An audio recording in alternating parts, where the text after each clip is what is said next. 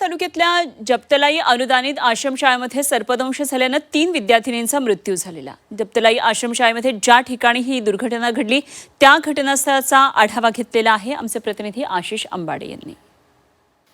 संपूर्ण महाराष्ट्राला हादरवून सोडणारी जी घटना आहे, ज्यामध्ये 3 आदिवासी विद्यार्थिनी सर्पदंशाने मृत्युमुखी पडल्या, तीच ही आश्रमशाळा आहे जप्तलाईची अनुदानित प्राथमिक माध्यमिक आश्रमशाळा जप्तलाई।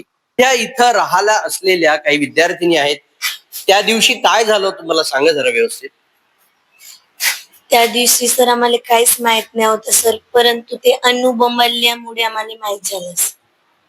मग ते जसं बोंबलली तेव्हा सगळेजण उठलून सर, मग बाई उठली सर, मग बाईंनी अधिक सरांना फोन लावली सर, मग सर आलेत, मग ते दोघे मुलींना घेऊन गेले सर दवाखान्यात।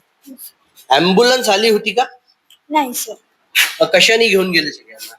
पहिले दोघे जण आले बाईकने नेले, मग तिघे जण आले स्कॉर्पिओ। अच्छा, तुम्ही बघितलं हा जो रस्ता आहे 10 किलोमीटरचा धानोऱ्याहून जप्तलाई येणारा, हा मरण यातना देणारा आहे। सगळ्यांनाच त्याचा अनुभव आला इथे आश्रमशाळेत येतपर्यंत।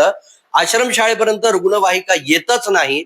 बाईकवर त्या मुलींना सर्पदंश झालेल्या या सर्वांनी पहिल्या रुग्णालयामध्ये सोडला। नक्की कशा पद्धतीनं तुम्हाला या परिसरामध्ये भीती वाटते आता? भीती कशी वाटत आहे सांग जरा व्यवस्थित। वाटते सर आता घरी जावंसं नाही वाटते सर। आता इथं राहावंसं नाही वाटत? नाही सर। विद्यार्थिनींना घरी जावंसं वाटतं, इथं राहावंसं वाटत नाहीये।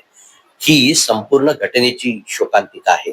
आशिष अंबाडे, झी मीडिया, जप्तलाई आदिवासी आश्रमशाळा, गडचिरोली।